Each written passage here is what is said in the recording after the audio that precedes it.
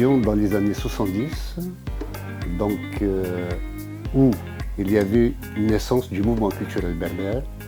C'est une mouvance informe qui revendiquait juste le droit à la langue, le droit à l'identité, parce que la Kabylie en 1965 avait fait une guerre contre l'Algérie et finalement quand elle avait perdu y compris ses droits culturels, si du moins ils étaient reconnus auparavant. Ce n'était pas le cas.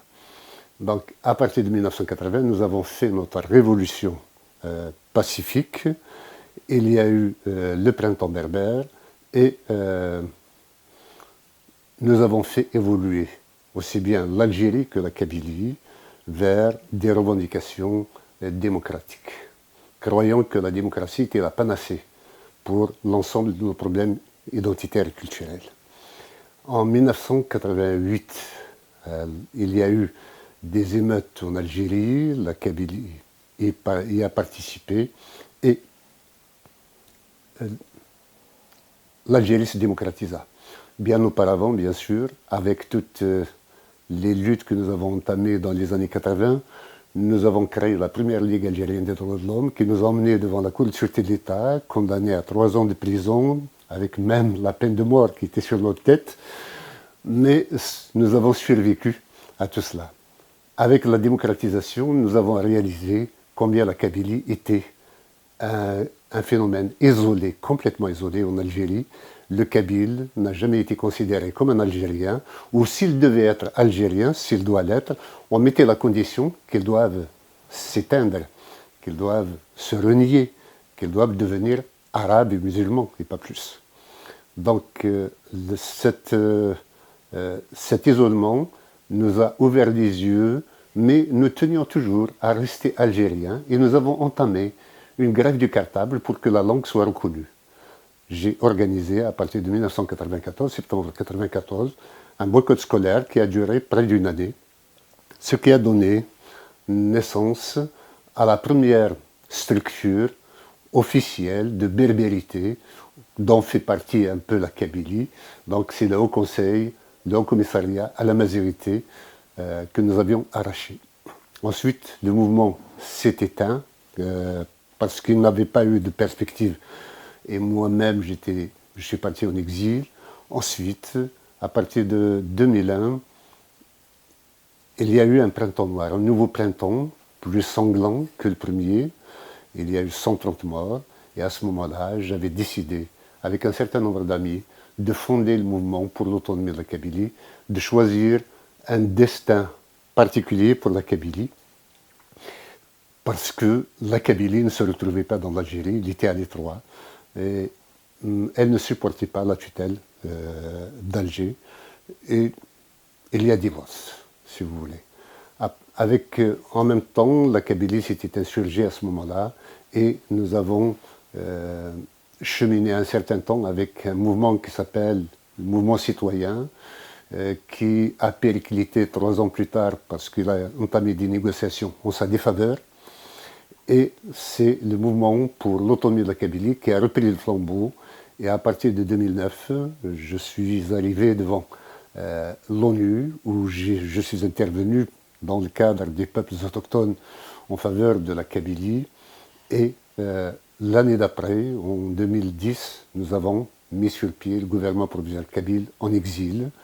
Ce gouvernement répondait à la nécessité de ne pas revivre un autre printemps noir comme en 2001, où ça partait dans tous les sens, on ne savait pas où l'on allait.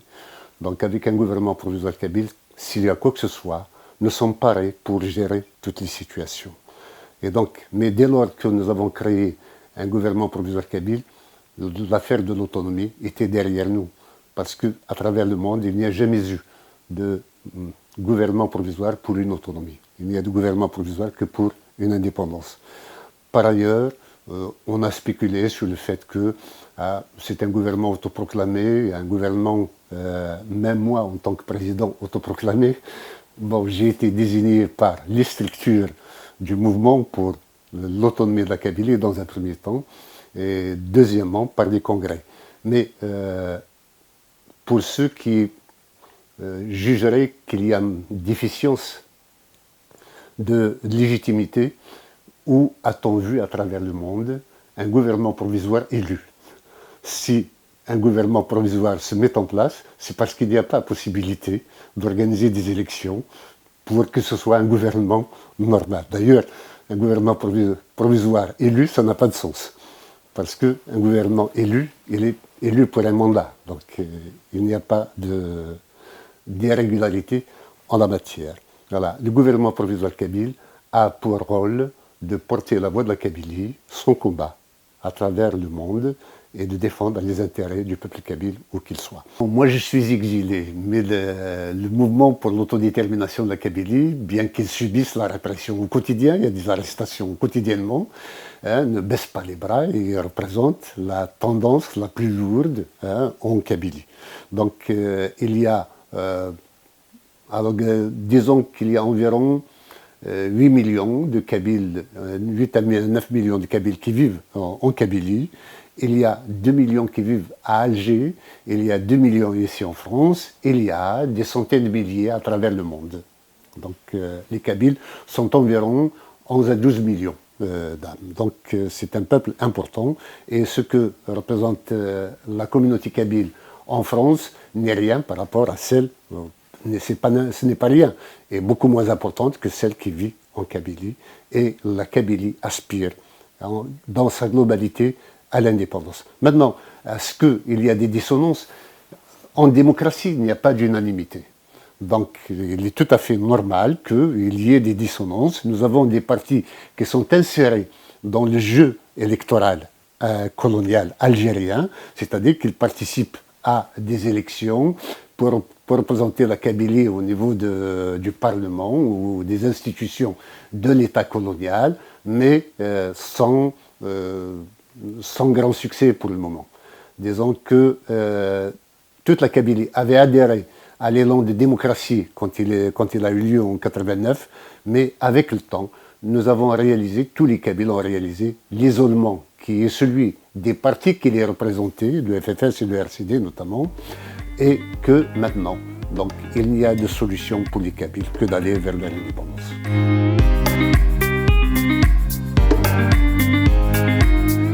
Le Kabyle ou les Kabyles sont devenus les nouveaux Juifs d'Algérie. Après le départ des colons français, les Kabyles ont pris la place des Juifs qui étaient là auparavant.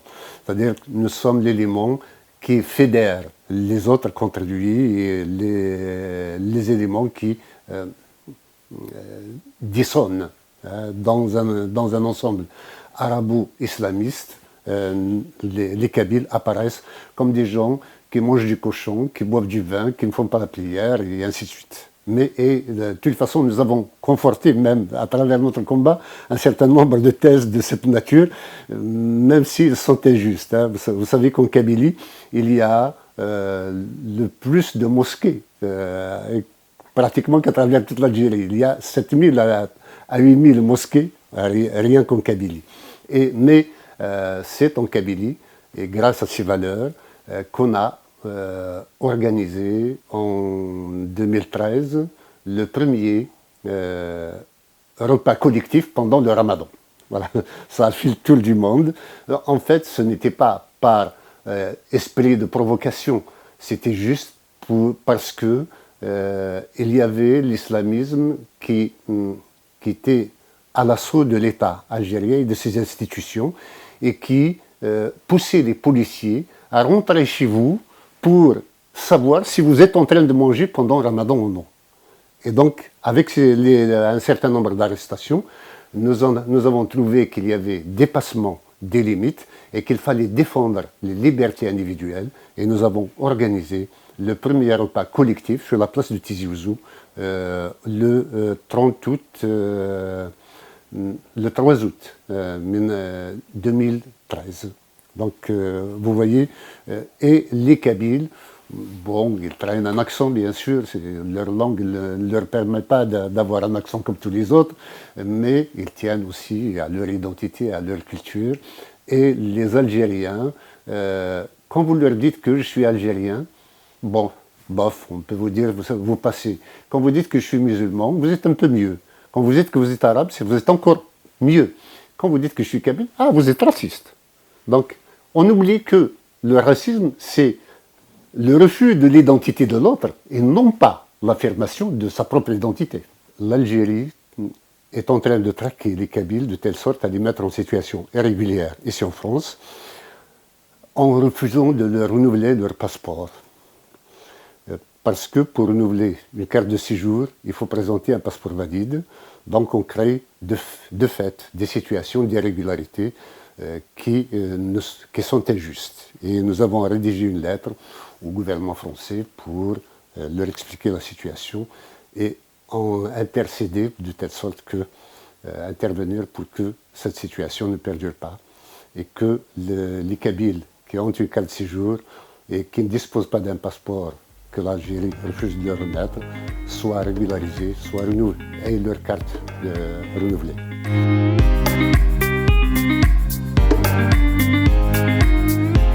Historiquement, la Kabylie a toujours été particulière.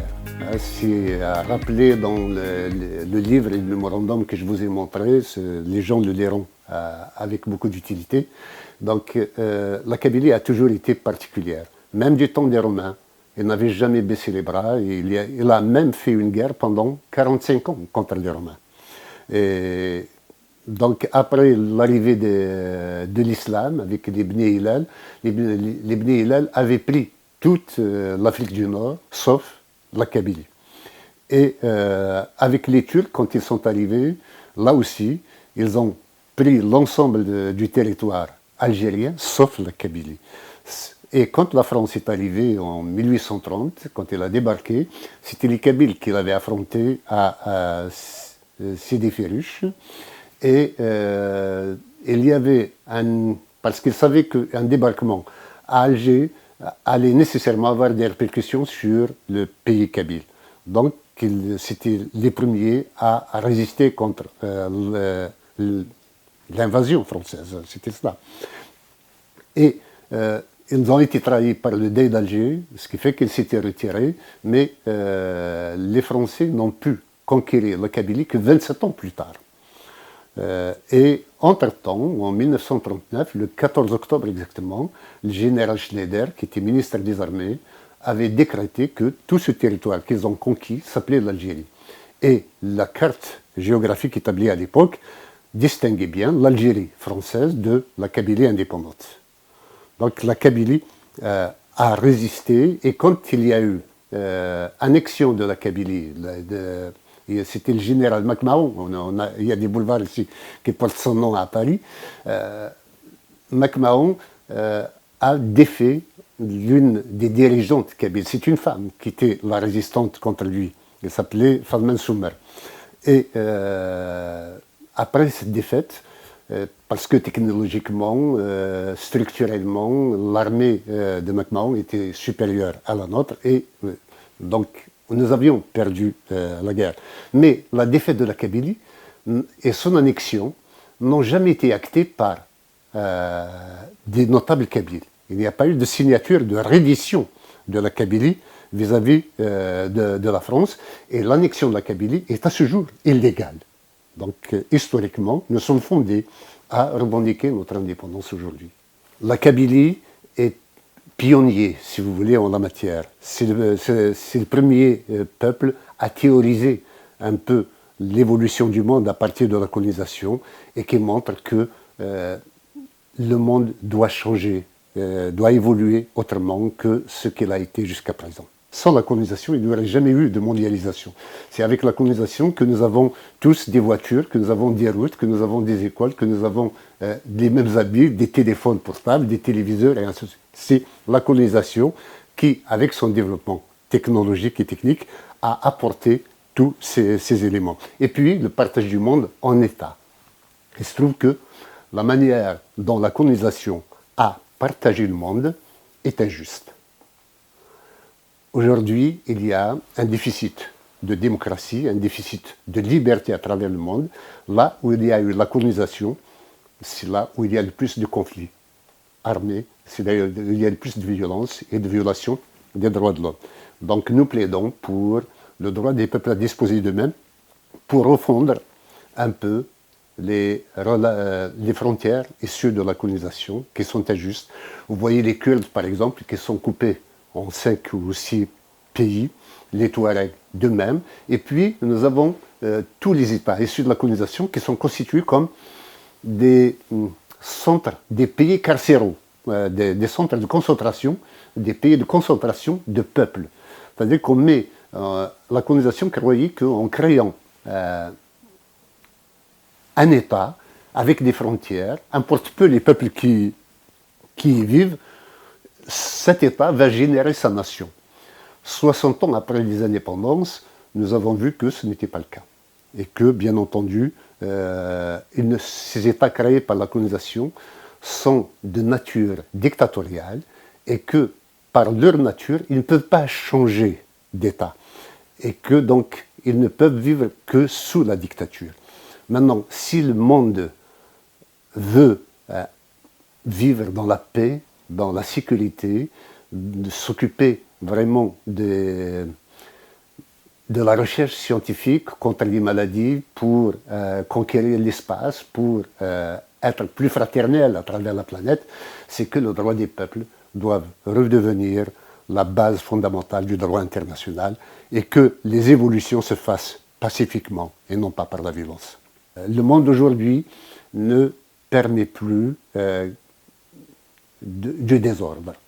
Et donc, même s'il y a évolution, même s'il y a naissance de nouveaux États, ce sera toujours au profit du monde de la liberté.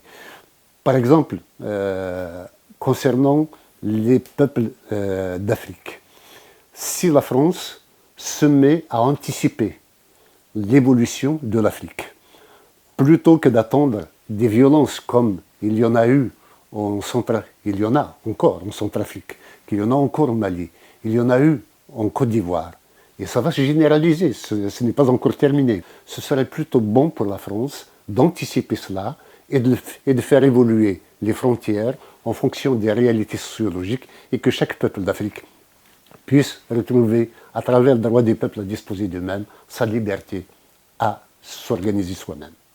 Et là, les Africains aimeront davantage la France et renouvelleront le lien d'amitié et de fraternité qui peut exister entre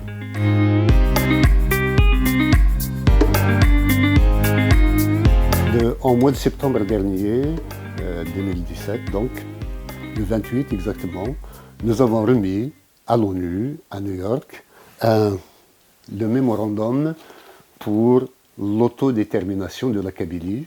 C'est un ensemble de dossiers, aussi bien sur l'histoire, sur les événements traumatisants qu'a connu la Kabylie, la violation des droits de l'homme, le déni de langue, d'identité, le sabotage économique, l'insécurité, les violations des droits de l'homme, y compris les incendies volontaires de l'armée en Kabylie, qui affectent tout le bassin méditerranéen par ailleurs. Donc ce sont autant de dossiers qui plaident en faveur de l'indépendance de la Kabylie.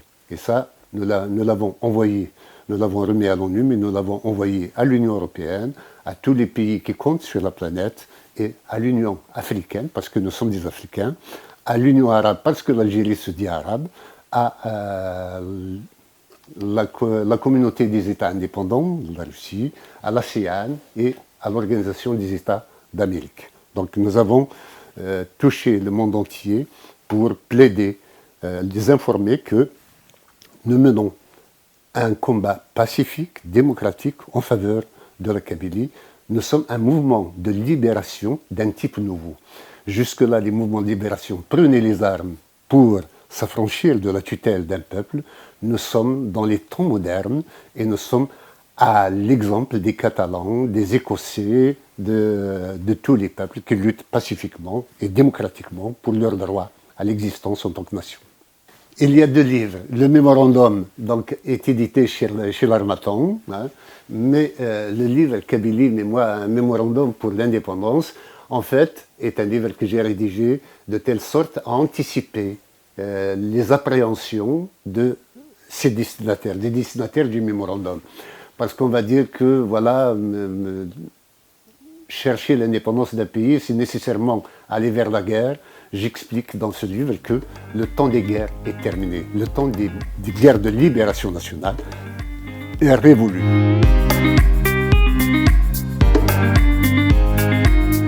Il y a une marche traditionnelle que nous organisons.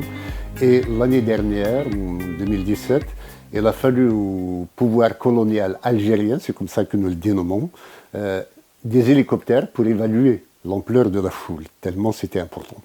Donc nous comptons rééditer la même chose cette année, le 20 avril, en Kabylie, mais auparavant, il y aura à Paris notamment, de Bastille à République, une marche que nous organisons dimanche 15 avril prochain. J'appelle à travers cet espace tout le monde à venir nous soutenir. Et s'il y a également des... nous appelons également les syndicats, les organisations qui sont favorables à la défense du droit des peuples à disposer d'eux-mêmes, à nous rejoindre et à nous prêter main forte. C'est un combat qui concerne la démocratie, l'avenir du monde, la paix dans le monde, la réorganisation du monde selon un modèle qui ne fasse pas de la place qu'au plus fort, mais qui fasse de la place à la raison, à l'intelligence et à la démocratie.